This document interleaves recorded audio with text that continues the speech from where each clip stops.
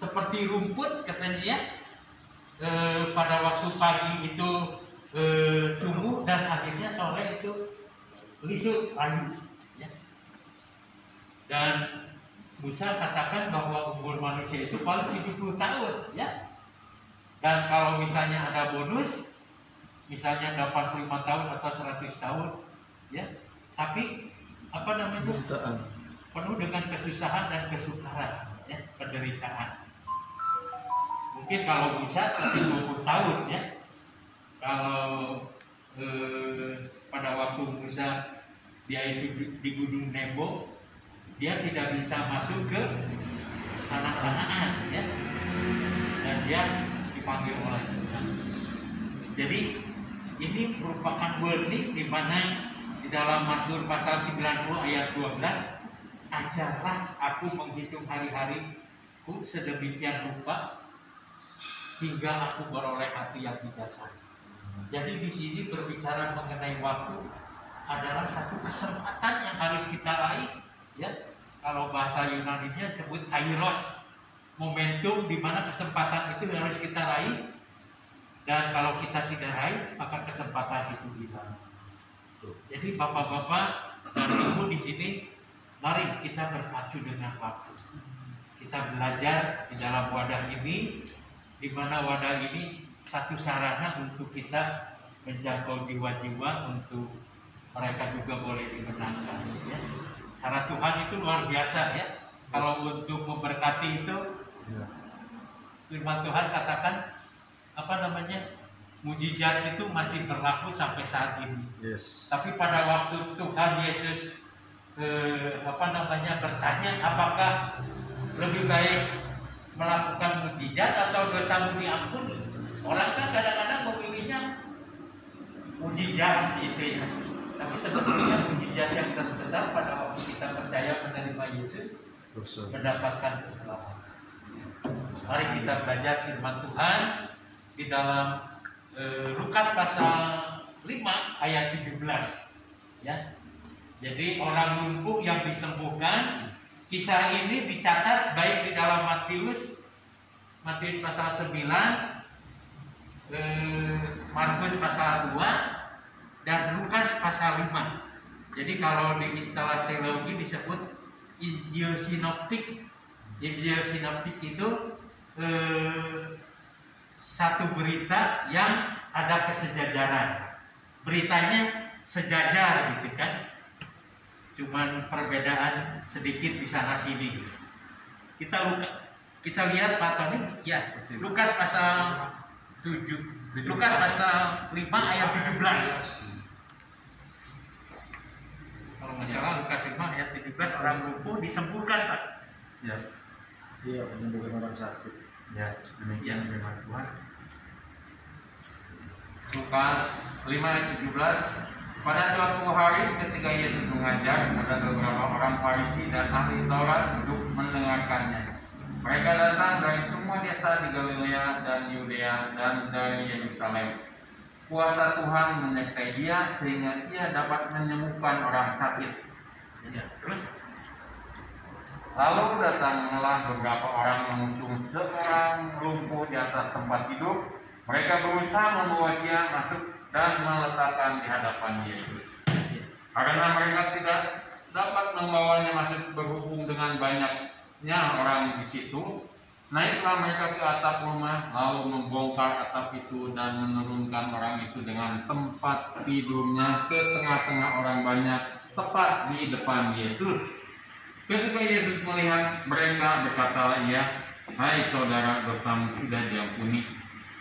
Tetapi ahli-ahli Taurat dan orang-orang Farisi berpikir di dalam hatinya, "Siapakah orang yang menghujat Allah ini? Siapa yang dapat mengampuni dosa selain daripada Allah sendiri?" Akan tetapi Yesus mengetahui pikiran mereka, lalu berkata kepada mereka, "Apa yang kamu pikirkan dalam hatimu? Manakah lebih mudah mengatakan dosamu sudah diampuni, atau mengatakan bangunlah dan berjalanlah?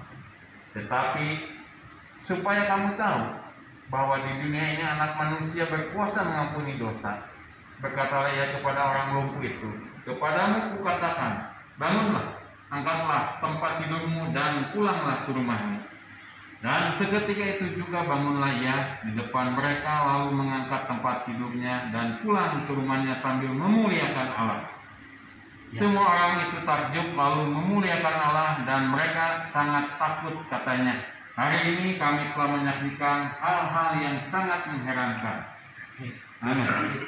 Terima kasih Pak Tony telah membacakan perikop orang lumpuh yang disembuhkan. Kita akan berdoa terlebih dahulu. Kita dengan hormat Pak berdoa untuk pemberitaan firman Tuhan. Kita satukan hati. Bapak, kami mengucap syukur dan terima kasih ya Tuhan, kalau pada malam hari ini Engkau telah mengumpulkan kami di tempat ini ya Tuhan, bukan karena kuat dan gagah kami, tetapi karena kuasa dan kasih-Mu yang penuh dengan sukacita membawa kami ke tempat ini ya Tuhan. Berkati setiap pertemuan-pertemuan ini ya Tuhan, baik di dalam pujian maupun kesaksian yang kami dengarkan tadi ya Tuhan, kami telah begitu diberkati oleh-Mu ya Bapak. Kalau pada saat ini kami akan mendengarkan sebagian daripada firman-Mu ya Tuhan, biarlah Engkau lawat kami satu persatu ya Bapak, Engkau jamah hati kami ya Bapak. Bahkan ketika kami tidak mengerti, Engkau sendiri akan memberikan pengertian kepada kami Tuhan. Terutama hamba-Mu Bapak Herudin yang akan membawakan firman ini ya Tuhan, Kau tutup oleh kuasa darah-Mu, Kau berikan kekuatan, kemuliaan maupun hikmat daripada Tuhan untuk senantiasa bisa berbicara kepada kami ya Bapak. Berbicara ya Tuhan, kami siap untuk mendengar. Dalam nama Tuhan Yesus kami mengucap syukur. Haleluya. Amin.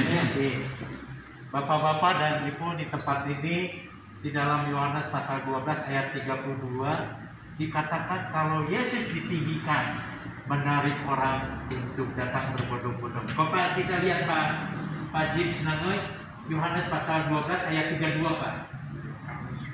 Jadi rupanya bahwa Tuhan Yesus itu dikenal oleh banyak orang karena dia melakukan, ya, Yohanes pasal 12 ayat 32. Ya, kita simak coba sebentar. Dan apabila aku ditinggikan dari bumi, aku akan menarik semua orang datang kepadamu. Amin. Bapak Ibu yang dikasih dan diberkati Tuhan, kita percaya kalau Yesus ada di tengah-tengah kita, maka Braga Chapter ini satu wadah untuk orang datang berbondong-bondong. Amin. Nah, begitu pula dengan kisah di dalam Lukas pasal 5 ayat 17 ini, di mana pada waktu Yesus naik ke perahu, dia tiba di Kapernaum. Kalau versi Markus katakan tiba di Kapernaum di satu ruangan, maka orang-orang itu datang dari berbagai daerah. Dikatakan dari Galilea, dari Yerusalem, dari mungkin kalau kita itu mungkin dari barat, dari timur, dari selatan, dari utara, semua datang ke ruangan itu. Dan singkat cerita ruangan itu penuh sesak dengan orang-orang datang berbondong-bondong. Karena apa? Beritanya bahwa kehadiran Tuhan itu menarik banyak orang untuk datang berbondong-bondong karena berbagai motivasi, ya. Motivasinya karena Yesus memberikan makan 5.000 orang, bisa menyembuhkan orang yang buta bisa melihat, yang lumpuh bisa berjalan, dan lain sebagainya. Sehingga orang itu dia tahu, ya, telinganya mendengar gitu ya. Ada kabar bahwa Yesus itu ada di Kapernaum di satu ruangan, ya. Maka orang itu datang berbondong-bondong untuk mendengarkan petua yang disampaikan oleh Tuhan Yesus. Nah, singkat cerita, pada waktu orang itu berbondong-bondong penuh sesak, ada orang yang lumpuh, yang harusnya orang-orang itu kan mempersilahkan orang lumpuh itu diperhadapkan dengan Tuhan Yesus.